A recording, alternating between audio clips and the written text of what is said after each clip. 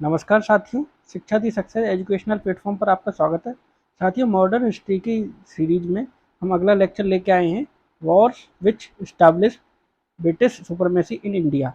इसमें जो Wars important रही हैं जिनों से ब्रिटिश सुपरमेसी इंडिया में हुई, इसमें कार्नाटिक वॉर्स हैं, battle of Plassey, battle of Buxar, Anglo Maratha Wars, Anglo Sikh Wars और एंग्लो मैसूर वॉर्स। ये इंपॉर्टेंट वॉर्स हैं, इनको हम देखेंगे। पहली है Karnataka Wars. Karnataka Wars actual में स्टार्ट होने का कारण अंग्रेजों और फ्रांस के बीच संघर्ष है। उसका कारण है 1740 में ऑस्ट्रिया में उत्तराधिकारी संघर्ष। उत्तराधिकारी संघर्ष होता है, वहाँ का राज्य की डेथ हो जाती है। इसके बाद आपस में टसल होता है। फ्रांस प्रसा और बोर्बिया वाले लोगों को सपोर्ट कर रहा था, ऑस्ट्रिया में दखलंदाजी कर रहा था, और अंग्रेज जो हैं वहाँ के राजा की जो बेटी है मरिया, उसको समर्थन दे रहे थे। इस तरह ये वॉर स्टार्ट होने का कारण यहाँ से प्रारंभ होता है और ये भारत तक समाचार आता है, तो यहाँ भी अंग्रेज और फ्रांसीसी आपस में भिड़ जाते हैं। तो एंग्लो फ्रेंच कन्फ्लिक्ट है और ये 1744 से 1763 तक ये कार्नाटिक वॉर्स चलती हैं, जिसमें पहली वॉर स्टार्ट होती है 1744 से 1748 तक, जिसमें फ्रांस जो है वो फ्रेंच जो है मद्रास पे कब्जा कर लेते हैं। और मद्रास में एक्चुअल में क्या है, एक मॉरिशस के वो थे गवर्नर, ला लावोर्दोने। लावोर्दोने की सहायता से डुप्ले, जो कि 1742 में फ्रांस से भारत का क्या आया, गवर्नर बन के आया भारत में, इसने उनकी सहायता ली और मद्रास पे कब्जा किया। मद्रास के लिए इसने वादा कर रखा था कर्नाटक के नवाब से, लेकिन कर्नाटक के नवाब के साथ ये वादा खिलाफी करता है। इसलिए उसका बेटा महफूज खां इस पे आक्रमण कर देता फ्रांसीसियों पे, लेकिन अडियार में वो हार जाता है और फ्रांसीसी विजय होते हैं। इसी के साथ ये वॉर बहुत लंबे टाइम तक खिंचती है। नवाब हैदराबाद जो हैं वो हार जाते हैं फ्रांस से।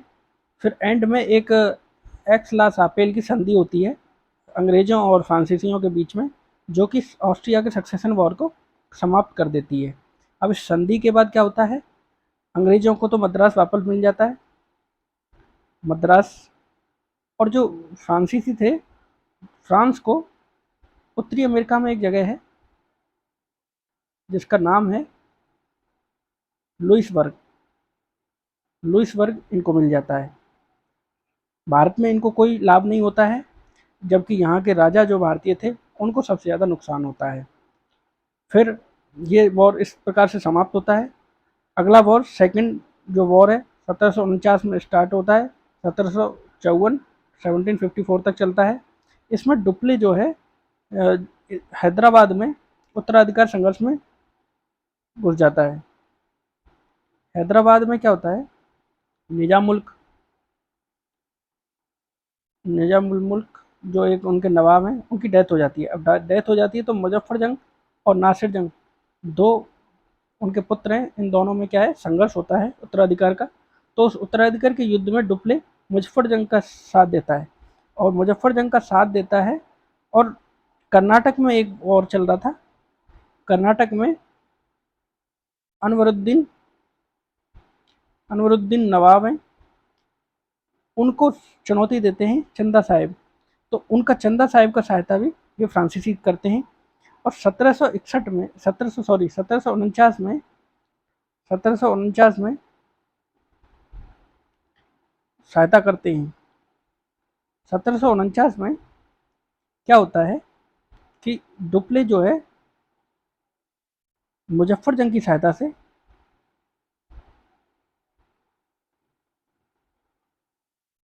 चंदा साहिब को कर्नाटक में बिठा देता है।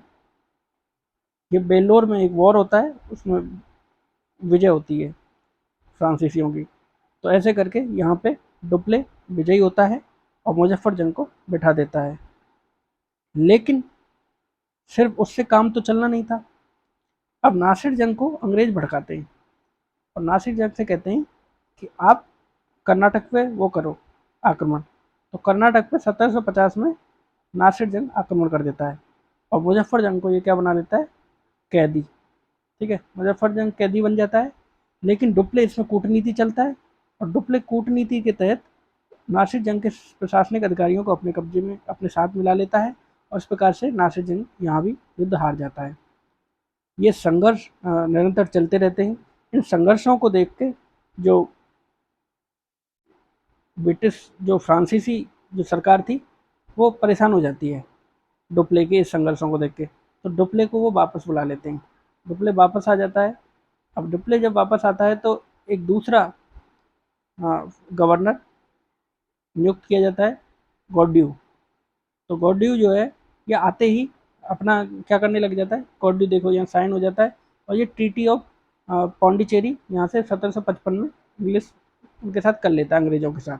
ये आते ही इसका काम था संधियाँ करना, ये सरेंडर रहता है। ये दूरदर्शी नहीं था, अदूरदर्शी था, और इसी के साथ ये सेकंड वॉर भी समाप्त होती है। फिर आती है थर्ड वॉर 1758 से 1763। इसमें क्या होता है, जो फ्रेंच हैं वो काउंट डी लाली को भेजते हैं कैप्चर करने के लिए फोर्ट डेविड को। काउंट डी लाली आते हैं, बहुत बड़ी सेना लेके आते हैं, और इसी समय पे 7 ईयर वॉर भी चल रहा है ब्रिटेन में। 7 ईयर वॉर भी स्टार्ट हो गया है फ्रांस और उसके बीच में, ब्रिटेन के। इस वॉर के तहत 1758 में ये वॉर स्टार्ट होता है, 1756 में 7 ईयर वॉर। 1758 में काउंट डी लाली बहुत बड़ी सेना लेके आते हैं। ये आए तो हैं कि बंगाल को देखना है, लेकिन तब तक क्या है, अंग्रेज बंगाल पर कब्जा कर चुके हैं, तो ये उसको बचा नहीं पाते। इसलिए ये फिर फोर्ट सेंट डेविड तक जाते हैं, जिससे कि उसे कब्जा किया जा सके। लेकिन ये फिर बाद में अ, और भी महत्वाकांक्षा लेते हैं, लेकिन वो पूर्ण नहीं कर पाते। और वन डिवास में फिर एक अंतिम युद्ध होता है 1760 में, जिसमें जनरल आयर कूट है वो संघर्ष करते हैं और अंग्रेजों को बुरी तरह हराते हैं। पौंडीचेरी इसके एवज में फ्रांस को रिटर्न होता है by the treaty of Paris. Paris पे एक ट्रीटी होती है 1763 में, जो भारत में फ्रांस और अंग्रेजों के बीच में क्या करता है, संघर्ष समाप्त करती है। संघर्ष की समाप्ति हो जाती है इस युद्ध के, इस संधि के बाद, पेरिस संधि के बाद। और इस प्रकार से ये आंग्ल और फ्रांसीसी जो युद्ध है ये समाप्त होते हैं। इसके बाद आता है आपका बंगाल का संघर्ष। इसमें बैटल ऑफ प्लासी सबसे पहले 23 जून 1757 को ये होता है। एक्चुअल में सिराजुद्दौला नवाब हैं बंगाल के, वो देखते हैं कि जो अंग्रेज हैं वो दस्तक का मिसयूज कर रहे हैं, तो इसलिए वो नाराज़ हो जाते हैं इससे।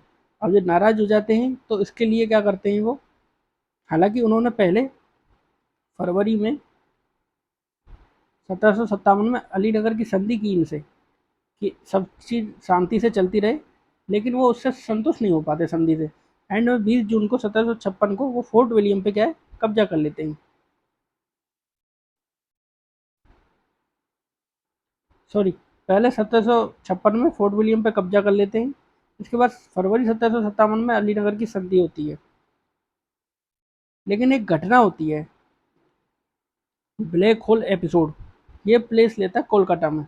इसके बाद संधि के बाद ये ब्लैक होल एपिसोड में क्या है, कई लोग होते हैं अंग्रेजों के सिपाही सैनिक, जिनको एक काल कोठरी में डाल दिया जाता है, और वहाँ से जो बच के आए उन्हें छोड़ दिया जाता है। बाकी सब उसमें जितने लोग थे बहुत सारे लोग मर जाते हैं।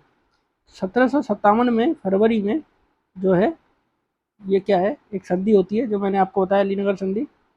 क्लाइव जो है कलकत्ता को रिकवर कर लेता है, नवाब क्या है साइन करते हैं अलीनगर की संधि। ठीक है, क्लाइव डिफीट हो जाता है, सिराजुद्दौला हेल्प ऑफ मीर जाफर, सिराजुद्दौला को हरा देता है क्लाइव मीर जाफर की सहायता से। मीर जाफर जो कि सिराजुद्दौला के ही प्रशासनिक अधिकारी था, ये इसके साथ मिलके इनके साथ मिल जाता है। अब इसमें क्या होता है, मीर जाफर, मानिक चंद, अमीन चंद और जगत सेठ, ये सभी क्या मिलके सिराजुद्दौला को धोखा देते हैं। मीर जाफर है वो नवाब बन जाता है, और नवाब बनने के साथ ही ये क्या करता है, प्लासी के युद्ध की समाप्ति होती है। प्लासी का युद्ध समाप्त होता है, 17,50,000 रुपये ये हर्जाना देता है अंग्रेजों को, और खुद अपना नवाब बन जाता है। लेकिन 1760 में ही मीर जाफ़र को मीर कासिम से रिप्लेस हो जाता है। मीर कासिम जो मीर जाफ़र का कौन है, दामाद है, ये वहाँ पे राजा बन जाता है। फिर आता है इसके बाद बक्सर का युद्ध। मीर कासिम एक कुशल राजा था, कुशल नवाब था। वो समझ जाता है कि अंग्रेज क्या है, चालबाजी करते हैं, तो इसलिए वो क्या करता है, एक गुट बनाता है। वो नवाब हैं अवध के सिराजुद्दौला और शाह आलम जो मुगल बादशाह हैं, जो उनके साथ मिलता है।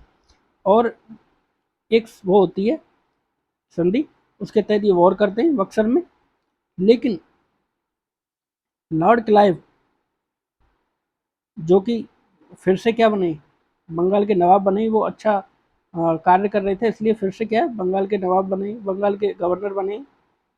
और वो फिर से गवर्नर बनने के बाद इनके साथ युद्ध करते हैं और इसमें हराते हैं।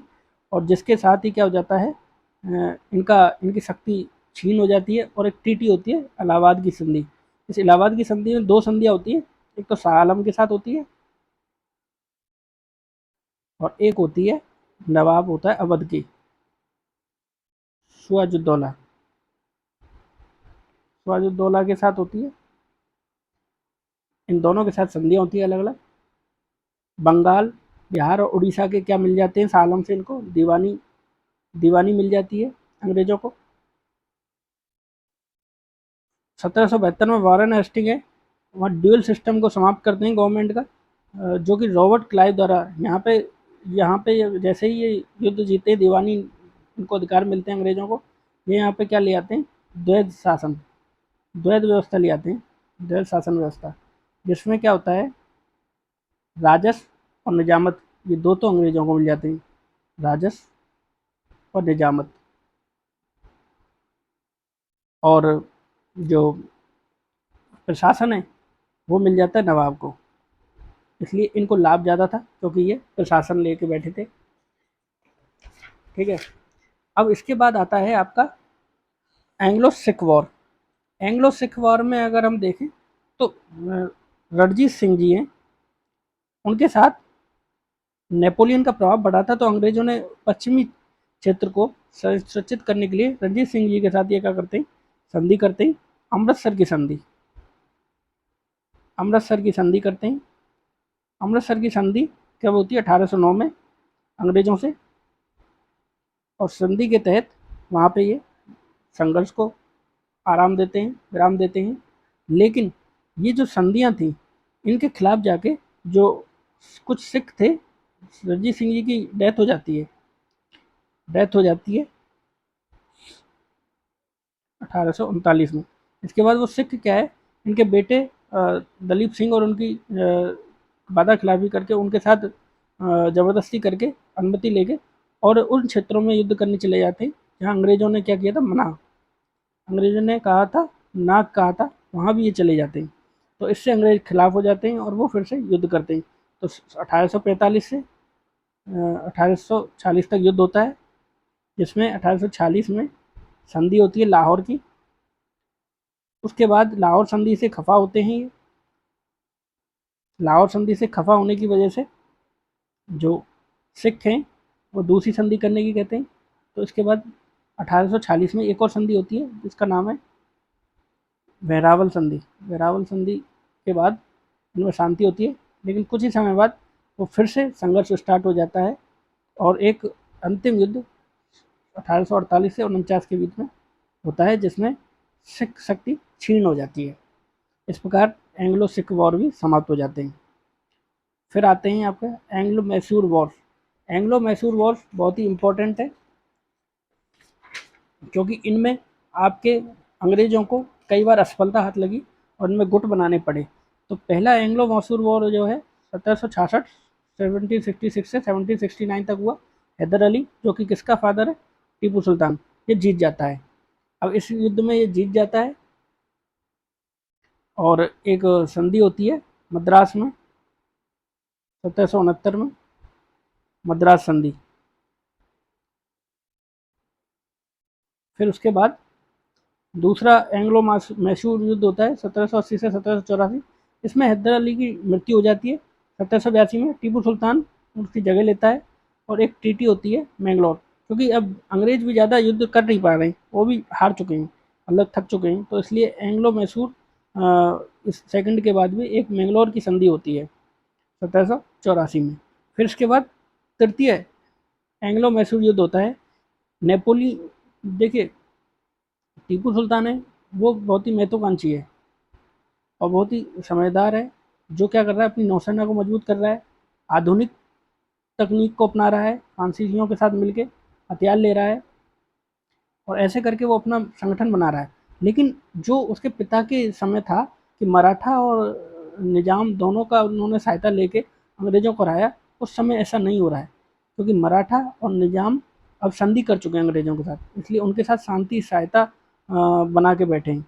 इस वजह से अब उसे वहाँ से सहायता ना मिलने की वजह से वो इतना कुछ महत्वपूर्ण कार्य करते हुए भी युद्ध हार रहा है। और ट्रीटी ऑफ ट्रावनकोर में ये एक ट्रीटी होती है 1790 से 92 में, जिसमें हार जाता है टीपू और संधि करनी पड़ती है। फिर एंग्लो मैसूर वॉर फोर्थ होता है, अंतिम वॉर होता है 1798 से 1799 तक, जिसमें ब्रिटिश फिर से युद्ध जीते हैं और टीपू सुल्तान की मृत्यु हो जाती है।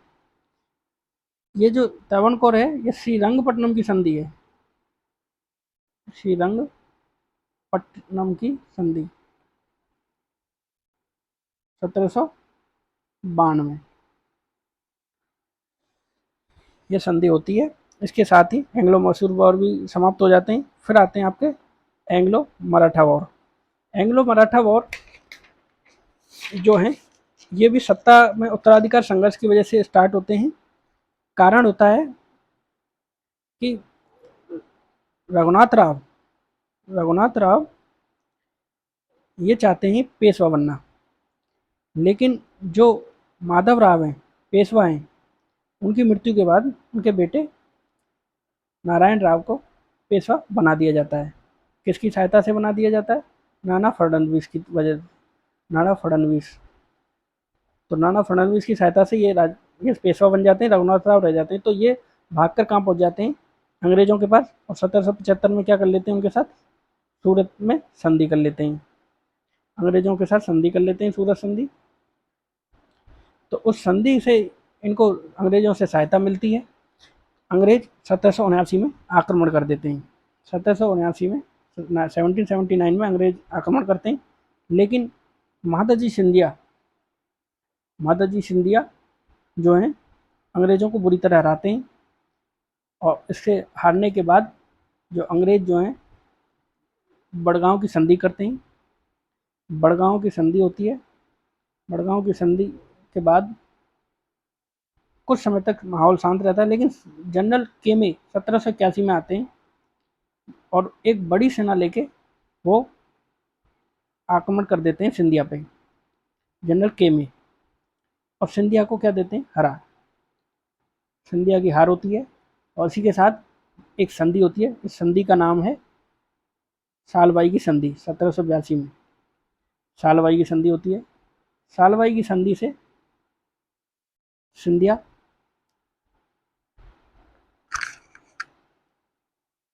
पेशवा और ये इनके बीच में जो संधि से 20 वर्ष के लिए क्या हो जाती है? शांति। अब इसके संघर्ष के बाद ये शांति हो जाती है, लेकिन ये जो फर्स्ट वॉर है इसके बाद ये शांति होती है। 1775 से 1782 तक एंग्लो मराठा फर्स्ट वॉर में ये सारे कार्य होते हैं और इसके बाद संधि होने के बाद, शांति होने के बाद 20 वर्ष तक कोई दिक्कत नहीं है। लेकिन 20 वर्ष के बाद क्या होता है कि दो सिंधिया और एक होलकर, ये दो लोग हैं, जसवंत राव होलकर और दौलत राव सिंधिया, इनके बीच में एक संघर्ष स्टार्ट होता है।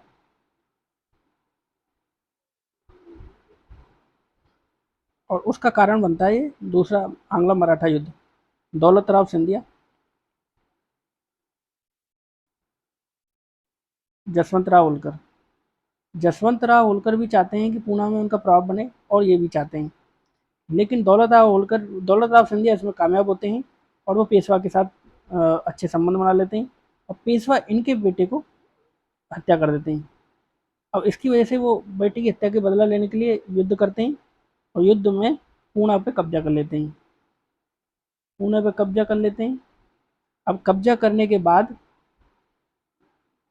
यहाँ पर पेशवा जो है भागकर कहाँ पहुँच जाता है, अंग्रेज़ों के पास।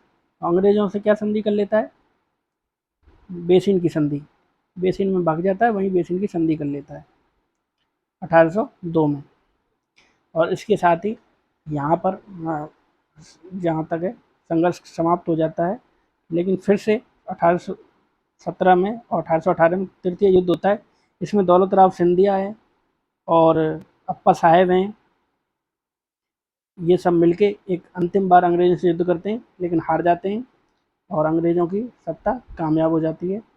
उसी के साथ ये युद्ध समाप्त हो जाते हैं। तो आंग्ल मराठा वॉर इस प्रकार समाप्त होता है। फिर इसके बाद हम कुछ वॉर हैं, जैसे 1612 में बैटल ऑफ स्वाली, ये ब्रिटिश और पुर्तगीज़ के बीच में हुई। 1759 में बैटल ऑफ वेदरा, ये ब्रिटिश और डच के बीच में हुई। 1760 में बैटल ऑफ वांडीवास, ये ब्रिटिश और फ्रेंच के बीच में हुई है। और 1795 में बैटल ऑफ खारदा, ये मराठा और निजाम के बीच। अगर आपको ये वीडियो अच्छा लगा हो तो इसको ज़्यादा से ज़्यादा शेयर करें, लाइक करें और चैनल को सब्सक्राइब करें।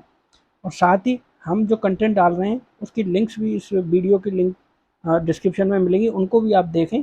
हमने स्ट्रेटजी पे वीडियो डाला है, हमने अराइवल ऑफ फॉरेनर्स पे एक वीडियो डाला है और शॉर्ट वीडियो भी हम डाल रहे हैं। और हमारे टेलीग्राम चैनल को डिस्क्रिप्शन बॉक्स में जाके आप सब्सक्राइब कर लें, फॉलो करें, जिस पे आपको अच्छे अच्छे कंटेंट मिलेगा, पीडीएफ्स मिलेंगे इस सारे कंटेंट के, तो आप उसको ज़रूर फॉलो करें। इसी के साथ ये लेक्चर समाप्त होता है। धन्यवाद।